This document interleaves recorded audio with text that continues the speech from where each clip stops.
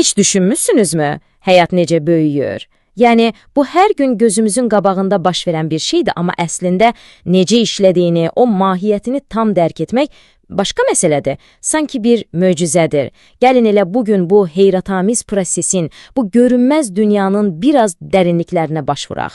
Baxın bu rəqəmlərə. Möhtəşəmdir, deyilmi? Yəni, bir anlıq təsəvvür edin. 1 qram belə olmayan kiçicik bir canlıdan yüzlərlə kiloqramlıq bir nəhəngə çevrilmək. Həqiqətən də bu həyatın özüdür, onun əsl möcüzəsidir. Yaxşı, bəs bu necə baş verir? Bütün bu inanılmaz böyümənin arxasında dayanan sir nədir axı? Necə olur ki, o balaca toxumlar, o zəif balalar bir də baxırsan ki, nəhəng varlıqlara çevriliblər? Bax, bugün cavabını axtaracağımız əsas sual elə budur. Və cavab, o bizim adi gözlə görə bilməyəcəyimiz qədər kiçik, mikroskopik bir dünyada gizlənib. Həyatın böyüməsini təmin edən o əsl mühərrik var, bax o, məhz bu mikroskopik səviyyədə bizdən gizli şəkildə işləyir.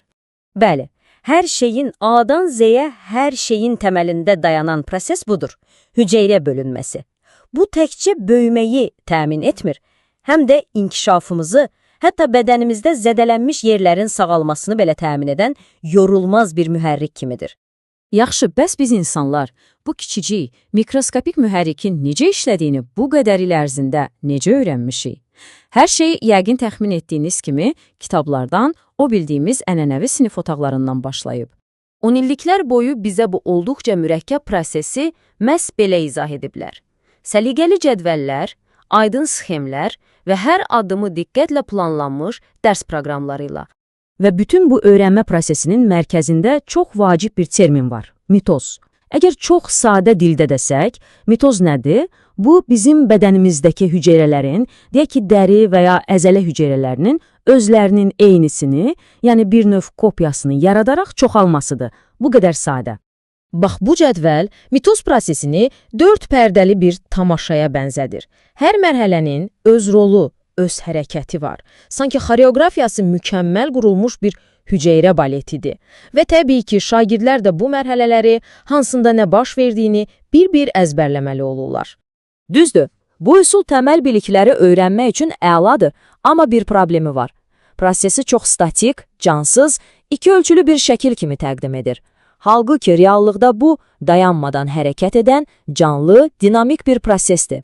Amma bir anlıq düşünün. Bəs əgər o kitab səhifəsindən kənara çıxıb, bütün bu prosesi öz gözlərinizlə canlı-canlı görə bilsəydiniz, necə olardı? Bax, bu sual bizi artıq tamamilə fərqli bir dünyaya, fərqli bir sinif otağına aparır.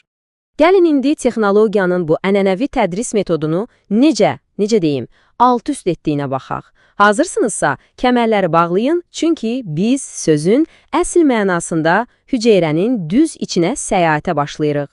Xoş gəlmisiniz gələcəyin biologiya sınıfına. Bu, tamamilə interaktiv, 3 ölçülü bir simulyasiyadır. Artıq siz kənardan baxan passiv bir izləyici deyilsiniz. Yox, siz burada prosesin iştirakçısı, bir kəşfiyyatçısınız. Təsəvvür edin, səyahətə ən böyük obyektdən, xromosomdan başlayırsınız. Sonra zoom edirsiniz, onun içindəki o burulmuş xromatinə yaxınlaşırsınız. Biraz da dərinə gedirsiniz və qarşınıza DNT-nin o məşhur 2 qat spiralı çıxır və hətta daha da irəli gedib onu təşkil edən tək-tək atomları belə kəşf edə bilirsiniz.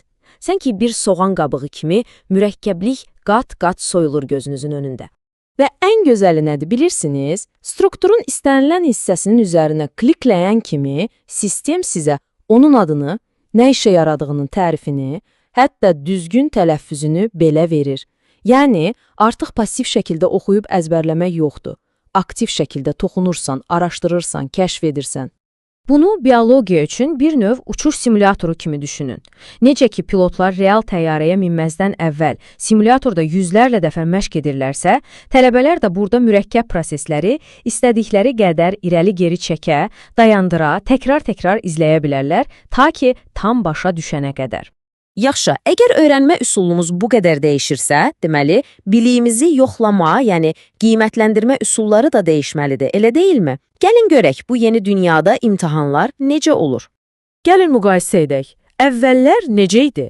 İş vərəqində bir sual, xromatidlər hansı mərhələdə ayrılır vəssalam, əzbərindədirsə cavab verirsən. İndi isə tam fərqlidir. Təsəvvür edin, qarşınızda canlı, interaktiv bir hüceyrə modeli var və sizə tapşırıq verilir.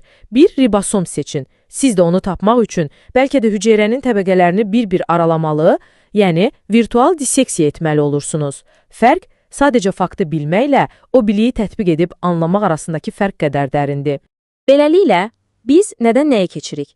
Sadəcə faktları əzbərləməkdən, onlar arasındakı əlaqələri anlamağa keçirik, cansız şəkillərdən canlı, dinamik proseslərə, kənardan passiv şəkildə qəbul etməkdən, öz əllərinlə aktiv şəkildə kəşf etməyə və, ən əsası, sadəcə doğru və ya yanlış cavablar axtarmaqdansa, bir cavabın niyə doğru olduğunu dərindən anlamağa başlayırıq.